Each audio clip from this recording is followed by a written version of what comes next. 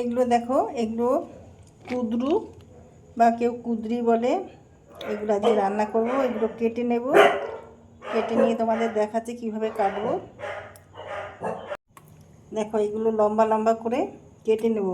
এগুলো ধুয়ে নিয়েছি, এই মুখগুলো ফেলে দিলাম। এই যে এইভাবে পেছনে আর সামনে মুখগুলো ফেলে নিতে হবে, নিয়ে তারপরে কেটে লম্বা লম্বা করে কেটে নেব। একটা কাপড়ে মুছে নিয়ে তারপরে যেমন ভিন্ডি করে সেই রকমভাবে। দেখ, আমি সর্ষের তেল দিয়েছি, এর মধ্যে দিয়ে দিলাম জিরে ফোড়ন,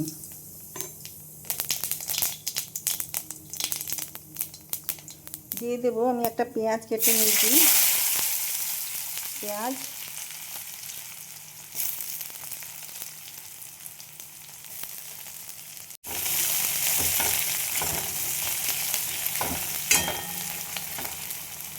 পেঁয়াজটা একটু নরম হতে দেব। আর এই যে কুঁদরুগুলো আমার কাটা হয়ে গেছে, এখন আমি দিয়ে দিচ্ছি এর মধ্যে দুটো টমেটো, কিছু আদা আর রসুন। এগুলো আমি জল দিয়ে পেস্ট করে নেব। যে কুঁদরুগুলো কেটে নিলাম সেগুলো আমি দিয়ে দিলাম। এই কুঁদরু যাদের সুগার আছে তাদের জন্য খুব উপকারী কুঁদরুটা খাওয়া। এটা পেঁয়াজ দিয়ে ভেজে নিতে পারো, কাঁচা লঙ্কা পেঁয়াজ দিয়ে। আবার এইভাবে আমি যেভাবে করছি এভাবেই রান্না করে নিতে পারো। আমি দিয়ে দেবো নুন পরিমাণ বুঝে, হলুদ গুঁড়ো ঝালের জন্য, অল্প জিরে গুঁড়ো, ধনে গুঁড়ো,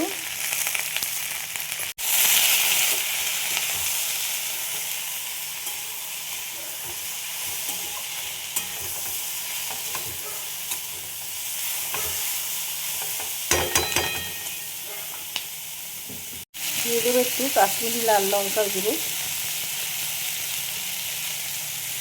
কালারের জন্য।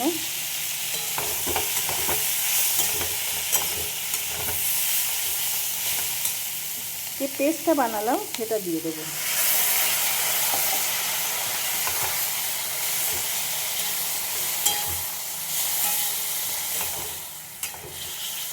টেস্ট ব্যালেন্সের জন্য একটু চিনি দিয়ে দিলাম।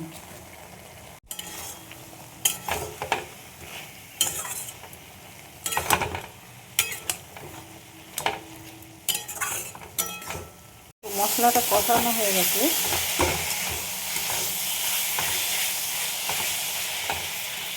এবার আমি এর মধ্যে দিয়ে দেবো জল, যে মশলা বাটা জলটা সেটা দিয়ে দিলাম। তাছাড়াও জল দিতে হবে একটু।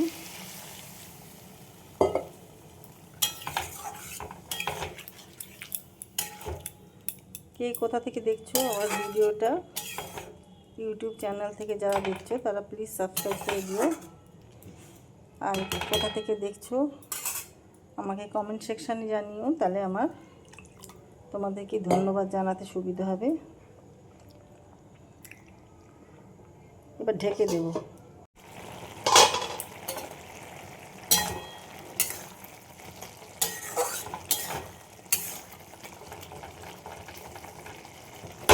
ও সরি, দেখুন সেদ্ধ হয়ে গেছে।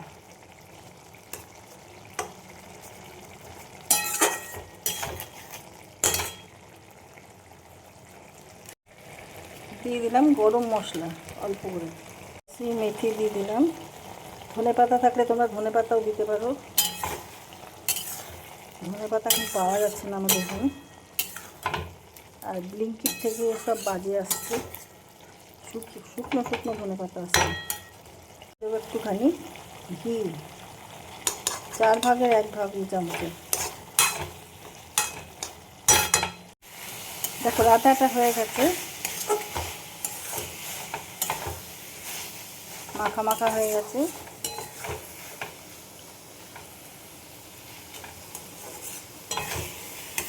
এবার আমি নামিয়ে ফেলবো। রান্নাটা আমার রেডি হয়ে গেছে। তোমাদের কেমন লাগলো লাইক শেয়ার কমেন্ট করে আমার সাথে থেকো। ইউটিউব থেকে যারা দেখছো তারা প্লিজ আমার চ্যানেলটাকে সাবস্ক্রাইব করে দিও। সবাই ভালো থেকো। ভিডিওটা আমি এখানেই শেষ করছি। Thank you.